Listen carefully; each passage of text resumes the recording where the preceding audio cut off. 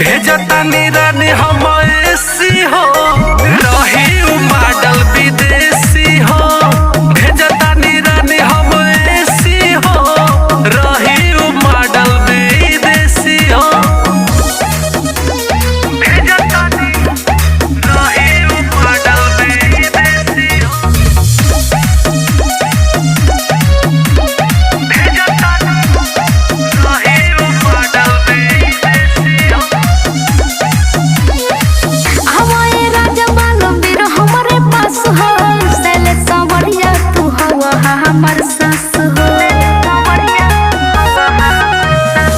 तू ही तो हऊ रानी सुना हमर मैना, तोहरा के देखे खातिर तरसेला नैना।